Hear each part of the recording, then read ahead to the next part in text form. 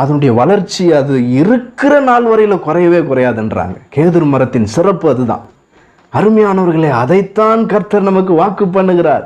நீதிமான் கூட அப்படிப்பட்டவன் தான்.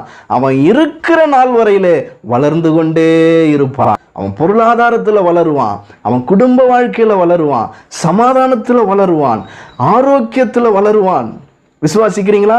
ஆரோக்கியத்தில் வளருவான், முதிர் வயதிலும் கனி தந்து புஷ்டியும் பசுமையுமா இருப்பான். இது விசுவாசிக்கும் போது நமக்கு சொந்தமாகும் பாருங்க. எல்லாவற்றிலும் வளர்கிறவனா இருப்பான் அவன். சில பேர் என்ன பண்றாங்கன்னா, ஒரு குறிப்பிட்ட ஏஜ் கிட்ட வந்த பிறகு லாக் ஆயிடுறாங்க. அப்படியே இனிமேல் அவ்வளோதாங்க, முடிஞ்சு போச்சு, இனிமேல் நான் எதையும் செய்ய முடியாது, ஏன்னா வயசாகி போச்சு, இதுக்கு மேலே என்னால் எதுவும் பண்ண முடியாது, இவ்வளோதான் என் லிமிட்டு, இது போதும் அப்படின்னு நினச்சிக்கிறாங்க. எலியா கூட அப்படிதான் நினைச்சான் இல்லையா? அவனை பயமுறுத்தும் போது அவன் கூட போதும் கர்த்தாவே, இது வரைக்கும் நான் செய்ததெல்லாம் போதும், எவ்வளோ காரியத்தை உமக்காக செய்துட்டேன் அப்படின்னா என் ஆத்மாவை எடுத்துக்கொள்ளும் போதும் அப்படிங்கிறான். ஆண்டவர் சொல்றாரு, நீ ஏன் இங்க உக்காந்து இருக்கிற? நீ எழுந்து புறப்பட்டு போ, இஸ்ரவேலின் மேல யெகூவா ராஜாவை அபிஷேகம் பண்ணு, சீரியாவின் மேல நீ ஆசகல் அபிஷேகம் பண்ணு, உன்னுடைய ஸ்தானத்துல எலிசா தீர்க்கதரிசி அபிஷேகம் பண்ணுன்றார். இப்ப இவ்வளோ வேலை அவன் இருக்கும்போது, அவனுக்கு இருக்கும்போது அவன் என்ன சொல்லிக்கிட்டு இருக்கிறான்? போதும் கர்த்தாவே அப்படிங்கிறான். 2 ராஜாக்கள் அபிஷேகம் பண்ண வேண்டியது இருக்குது, இவனுடைய ஸ்தானத்தில் எலிசா தீர்க்கதரிசி அபிஷேகம் பண்ண வேண்டிய வேலை இருக்குது. இதெல்லாம் மிகப்பெரிய பணிகள். ஒரு ராஜாவை சாதாரணமாக ஏற்படுத்திட முடியுமா?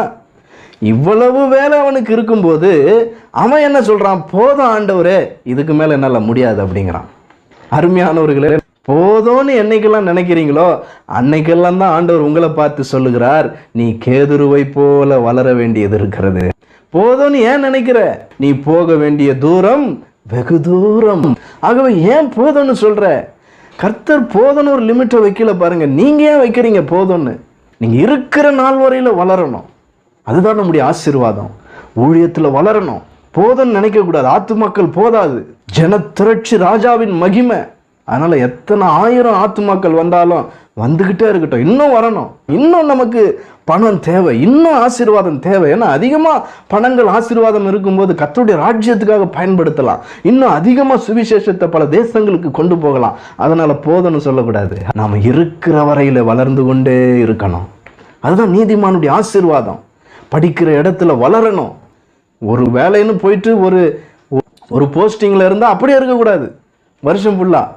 இந்த ஆண்டில் அந்த போஸ்டிங்ல இருந்து நீங்க ஹையர் போஸ்ட்டுக்கு போனோம், வளரணும். இதை கேளுங்க ஆண்டவர்கிட்ட. ஆண்டவரே, கேதுருவை போல வளருவாய்னு சொன்னீங்களே, இந்த ஆபீஸ்ல என்ன வளர்த்து விடுங்க, இந்த வேலையில நான் வளரட்டும், இந்த பிசினஸ்ல நான் வளரட்டும், இந்த ஊழியத்துல நான் வளரட்டும்.